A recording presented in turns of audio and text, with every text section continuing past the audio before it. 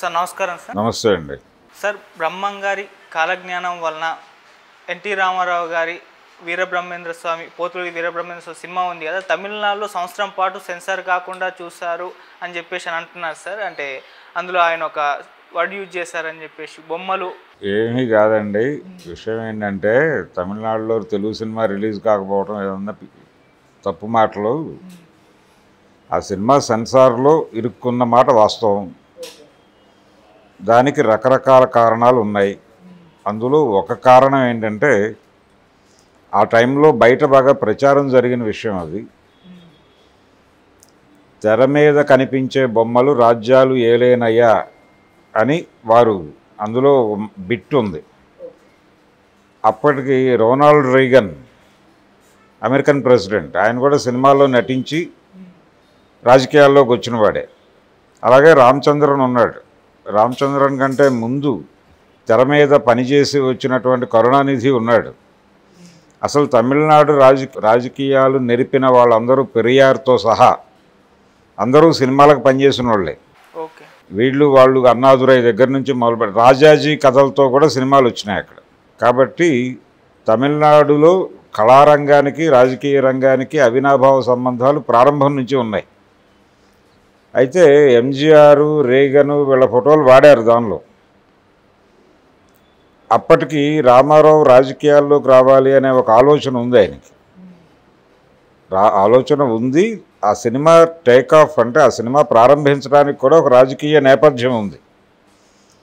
ఎవరి బ్రహ్మం గారు ఆయనేమీ అగ్రకులాలకు చెందిన మనిషి ఏం కాదు. ఆయన ఒక బడుగు కులాలకు చెందినటువంటి మనిషే. ఆయన సన్యసించటము, ఆయన ఇలా కాలజ్ఞానం చెప్పటము, ఆయన కొంత కుల వ్యవస్థ గురించి మాట్లాడాడు. ఒక రకంగా బ్రహ్మం గారి చరిత్ర రామారావు టేకప్ చేయటం అనేది కొంత విచిత్రంగా కనిపించే విషయం. రామారావుకు ఉన్నటువంటి ఒక తాత్విక చింతనలో నుంచి జరిగింది అది. కొంత యాంటీ బ్రాహ్మిన్ కల్ట్ ఉంటుంది దానిలో, బ్రహ్మం గారి జీవితంలోనే. అది రామారావుని అట్రాక్ట్ చేసింది.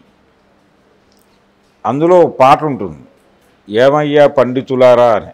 అది టోటల్గా బ్రాహ్మణుల మీద ఆయనకున్నటువంటి పర్సెప్షన్లోనే నడుస్తుంది ఆ పాట. కులమతాలు ఇవంతా ఏమిటి గందరగోళం అన్న పద్ధతిలో ఆయన చెలరేగిపోయి నడుస్తుంది ఆ పాట. కాబట్టి ఆ ధోరణి ఉండటం వల్లనే ఆయన బ్రహ్మం గారి చరిత్ర తీయాలి అనుకున్నాడు. తీశాడు. తీసిన తర్వాత అది సెన్సార్లో ఇరుక్కుంది. కేవలం ఇది ఒకటే కాదు, ఇంకా అనేక సామాజిక విషయాలు మాట్లాడాడు ఆయన. అందులో పర్టికులర్గా పరిపాలకులు ఇలా వ్యవహరిస్తారు, ప్రజలని ప్రజాస్వామ్యం పేరుతో నియంతలుగా మారి వేధిస్తారు, ఇలాంటివి కూడా ఉన్నాయి కాలజ్ఞానంలో. ఆయన పద్ధతిలో ఆయన చెప్పుకుంటూ వెళ్ళిపోయాడు. ఈ ధోరణిలో కొంత ప్రభుత్వాల మీద విమర్శలు, కులాల మీద విమర్శలు, వీటన్నిటినీ చూసి ఎన్టీ రామారావు గారు దానవేరు సూరకర్ణ సినిమా అయిపోయిన తర్వాత ఇక్కడ పొన్నూరులో జరిగినటువంటి ఒక సభలో మాట్లాడాడు. కొండవీటి వెంకటకవి గారి సత్కార సభలో. అప్పటికి రాజకీయాల్లోకి వస్తున్నట్టుగా ఆయన ప్రకటించలేదు. ఆయన ఆ కాలంలో జరిగినటువంటి ఒక భావ విప్లవాన్ని ప్రపంచానికి చెప్పడం కోసం నేను సినిమాలు తీస్తున్నాను అనే మాట వాడాడు. భావ విప్లవం అనే మాట వాడాడు ఆయన చాలా స్పష్టంగా ఆ వేదిక మీద. ఇప్పటికీ పాత పేపర్లు రిఫర్ చేస్తే ఆ స్టేట్మెంట్ దొరుకును. కాబట్టి ఆ చింతన ఉండేది ఆయనలో.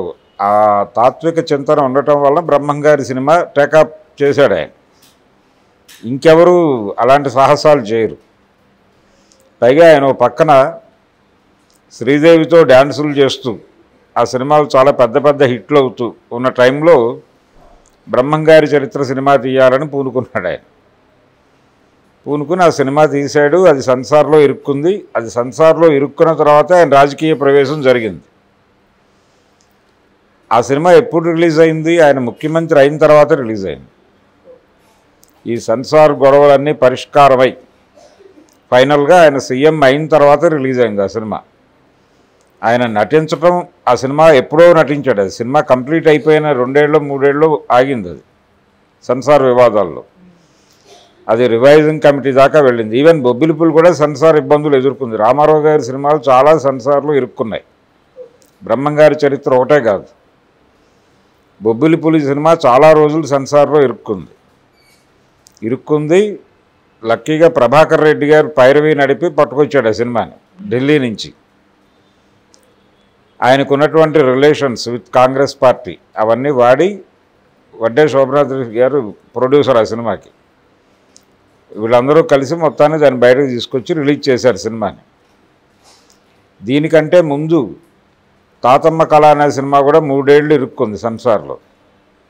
అది కూడా ఇందిరాగాంధీ ప్రభుత్వం మీద వ్యతిరేక డైలాగులు ఉన్నాయనే ఉద్దేశంతోనే ఆపారు. అది కూడా చివరికి మొదట ఆయన కట్స్కి ఒప్పుకోవాలి రామారావు గారు. ఫైనల్గా ఇంకా ఇది అవదు, ఏదో పద్ధతిలో సినిమా రిలీజ్ చేయడమే మంచిది అని అనుకుని అప్పుడు కట్స్కి అంగీకరించి కట్స్తో సినిమాని రిలీజ్ చేశారు. నందమూరి బాలకృష్ణ తెర మీద కనిపించిన మొదటి సినిమా అది. ఆ సినిమా కూడా సెన్సార్ ఇబ్బందులను ఎదుర్కొన్నదే.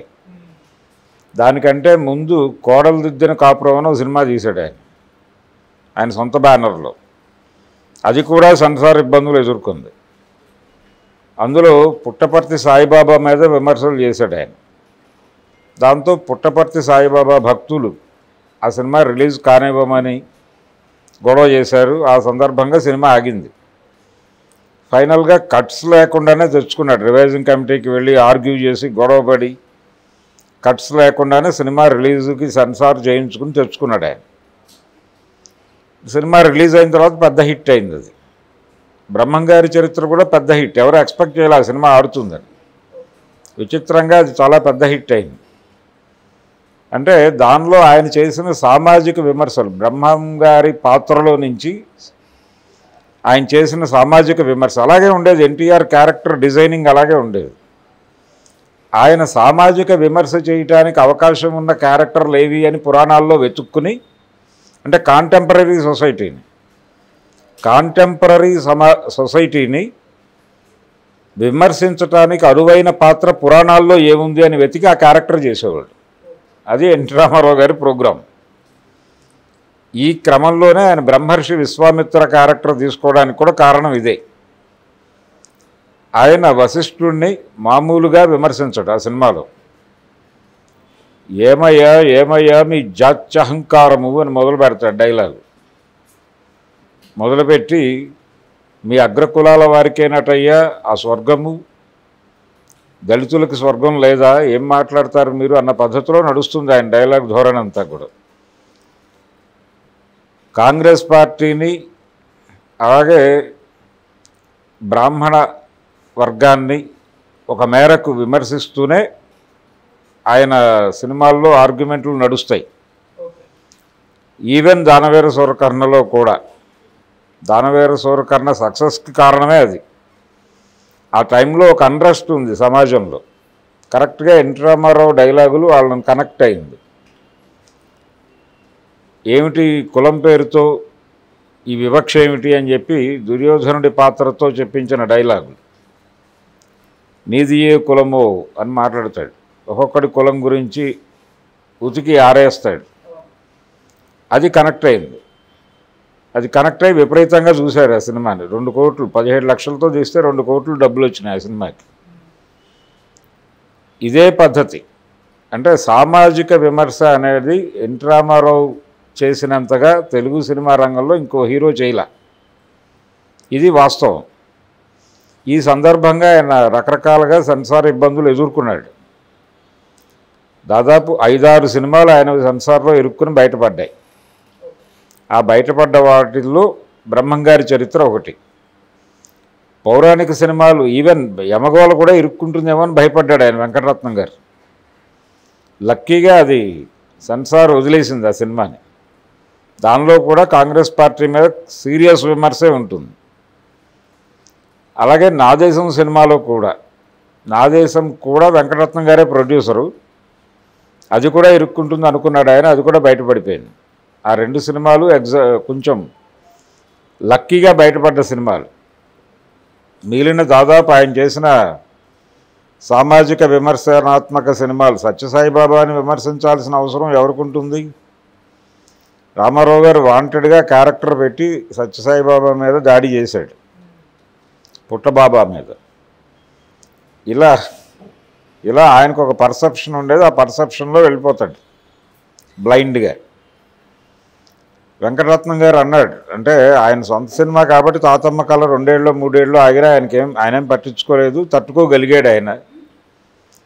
యమగోళ ఆగితే నా పరిస్థితి ఏమిటి అంటే అప్పటికి హై బడ్జెట్ సినిమా 35 lakhs పైన డబ్బులు ఖర్చు పెట్టుకున్నారు. ఈ సినిమా ఆగితే నా పరిస్థితి ఏమిటి ప్రొడ్యూసర్గా అని భయపడిపోయాడు ఆయన. లక్కీగా సెన్సార్ వాళ్ళు పట్టించుకోలేదు. కాంగ్రెస్ గవర్నమెంట్ ఉంది ఇక్కడ, వెంగళరావు గారు గవర్నమెంట్ నడుస్తోంది. సినిమా రిలీజ్ అయింది, కాంగ్రెస్ వాళ్ళు దాడులు చేస్తారేమో అని భయపడ్డారు. ఎవరు ఏం మాట్లాడాలి, ఎంజాయ్ చేశారు.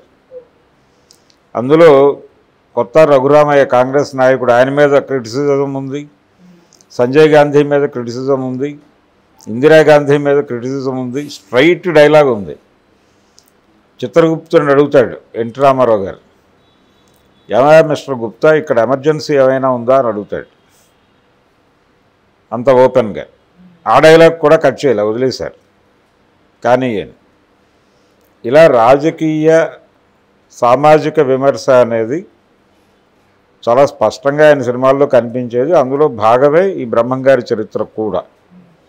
అంతే తప్ప విడిగా ఆయన ఏదో ఇందిరాగాంధీ గారు ఇబ్బంది పెట్టడం ఇది కాదు. ఆయన సినిమాలు ఇబ్బంది పడ్డ సినిమాలు అది ఒకటే కాదు, దాదాపు 6 సినిమాలు ఉన్నాయి. ప్రారంభ దినాల్లో కూడా ఉన్నాయి. ఆయన ఎర్లీ డేస్ నుంచి కొంచెం డిఫరెంట్గా వెళ్ళేవాడు సొంత సినిమాల్లో.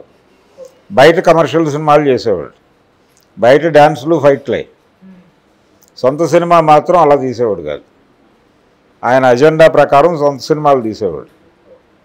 దానికి ఆయన ఒక వ్యూహం, ఆ సినిమా ఆడినా ఆడకపోయినా లాభం వచ్చేలాగా డిజైన్ చేసుకునేవాడు. అంటే తన ఫ్లాప్ సినిమాకి ఎంత వస్తుందో అంత బడ్జెట్ పెట్టేవాడు దాని మీద. అందులో సగం డబ్బుల్లో సినిమా అయిపోయేటట్టు చూసేవాడు. సినిమా ఫ్లాప్ అయినా ప్రాఫిట్ వచ్చేది. ఇది స్కీమ్. అందుకని ఆయన సొంత సినిమాలన్నీ ఏదో చుట్టేసినట్టే ఉంటాయి. మొత్తం ఆయనే ఉంటాడు సినిమా అంతా, ఆయన ప్రవచనమే ఉంటుంది, ఆయన డైలాగులే ఉంటాయి. అలా తీసేసుకునేవాడు. తన కాంపౌండ్ నటులు ఉండేవాళ్ళు, సత్యనారాయణ, చలపతిరావు, ఈ బ్యాచ్ జగ్గారావు, వీళ్ళందరూ క్యారెక్టర్లు వేసేవాళ్ళు. అందులో ఋష్వేంద్రమణి గారు, ఆయన టీం అదంతా. రంగస్థలంలో ఎలాగైతే నాటక సమాజం ఉంటుందో అలా రామారావుకి ఒక సమాజం ఉండేది. ఆ సమాజం నటులే ఉండేవాళ్ళు దానిలో. అలా ఆయన ఇష్టం వచ్చిన సబ్జెక్ట్ ఆయన ఇష్టం వచ్చిన పద్ధతిలో ఆయనే డైరెక్ట్ చేసుకుని తీసుకునేవాడు. ఈ సినిమాకు కూడా ఆయనే డైరెక్టర్, బ్రహ్మంగారి చరిత్రకు కూడా. ఆయనకి కొండవీటి వెంకటకవి అని ఆయనే చెప్పుకున్నట్టుగా అగ్గికి గాలి తోడైనట్టు అనే మాట వాడాడు కొండవీటి వెంకటకవి గురించి మాట్లాడుతూ ఎన్టీ రామారావు. అగ్గికి వాయువు తోడైనట్టు నా చైతన్యానికి కొండవీటి వెంకటకవి తోడయ్యాడు అని ఆయనే ఒక చోట చెప్పుకున్నాడు. అలా ఈయనకు ఒక ఆలోచన రాగానే అది ఆయనతో చెప్పేవాడు. ఆయన దానికి ఇంకొంచెం మంటేసేవాడు. ఇక అది మండేది. ఆయన కూడా రామారావు గారి తాత్విక చింతన ఉన్నవాడే. ఆయన కూడా త్రిపురనేని ఆయన ఉన్నాడు కదండి, వాళ్ళ ఋషి, ఆయనతో అసోసియేట్ అయినవాడే. కాబట్టి ఇదంతా త్రిపురనేని క్లాన్ నుంచి వచ్చింది గొడవ. అదే ధోరణి ఆయన సినిమాల్లో ఉండేది. అలా వెంకటకవి గారు, ఎన్టీ రామారావు గారు ఆ కాంబోలో వచ్చినటువంటి దాదాపు చివరి సినిమా బ్రహ్మంగారి చరిత్ర. విశ్వామిత్రకి ఆయన వేరే రైటర్ని పెట్టుకున్నాడు. అప్పటికి వెంకటకవి గారు లేరు. అప్పటి వరకు వచ్చిన అంటే కర్ణ నుంచి మొదలుపెట్టి 77లో మొదలైంది వాళ్ళ ప్రయాణం. 77 కర్ణతో మొదలైన ప్రయాణం 83లో రిలీజ్ అయినటువంటి బ్రహ్మంగారి చరిత్రతో ముగిసింది. అప్పటి వరకు రామారావు గారి సినిమాలు శ్రీరామ పాదుక పట్టాభిషేకంతో సహా వెంకటకవి గారే. ఆయన పేరు తెర మీద కనబడదు కానీ ఆయనే ఉన్నాడు ఆ సినిమాకి. రామారావు ఆయన కలిసి సముద్రాల గారు రాసిన స్క్రిప్టుని సమూలంగా మార్చి తీశారు ఆ సినిమా పట్టాభిషేకం. అట్లా ఒక పర్సెప్షన్తో సినిమాలు తీసినటువంటి డైరెక్టర్ ఎన్టీఆర్. ఆయన పర్సెప్షన్ చాలాసార్లు సెన్సార్ని ప్రభుత్వాలని ఇబ్బంది పెట్టింది. ఆ తర్వాత అలాంటి కాంట్రవర్షియల్ ఆలోచనలు చేసే దర్శకుడు కానీ లేకపోతే నటుడు కానీ రాలేదు. యమగోళ సినిమా తరహాలో మేము సినిమా తీస్తున్నామని చెప్పి యమదొంగ టైంలో ప్రకటించారు. కానీ యమగోళలో ఉన్నటువంటి ఆ పొలిటికల్ చైతన్యము, ఆ సటైరు అవేవి మీకు యమదొంగలో కనిపించవు. అందుకని ఆ పాత యమగోళలో ఉన్నటువంటి కళ కనిపించదు ఈ సినిమాలో. గ్రాఫిక్స్ మాయా నడుస్తుంది కానీ ఆ సినిమాలో కిక్ ఉంటుంది. ఆ కిక్ ఈ సినిమాలో ఉండదు. ఉండకపోవడానికి కారణం పర్సెప్షన్ లేకపోవటమే. ఎన్టీ రామారావు సినిమాలు ఎలా చుట్టేసినా ఒక పర్సెప్షన్ ఉంటుంది కాబట్టి జనాలు దాని గురించి డిస్కస్ చేసేవాళ్ళు. బయటకు వచ్చి ఇలా మాట్లాడాడు రామారావు, ఇది నిజమేనా అని మాట్లాడుకునేవాళ్ళు. అలా సినిమాల్లోనూ రాజకీయాల్లోనూ ఒకటే మాట్లాడాడు, సింగిల్ పాయింట్ ఎజెండా. అందుకని ఆయన రాజకీయాల్లోకి రావడాన్ని పెద్దగా జనాలు ఆశ్చర్యపడలేదు. ఆయన కూడా తడుముకోలేదు స్టేట్మెంట్ కోసం. అలా కొనసాగిపోయింది జీవితం. Okay, thank you so much sir. Thank you.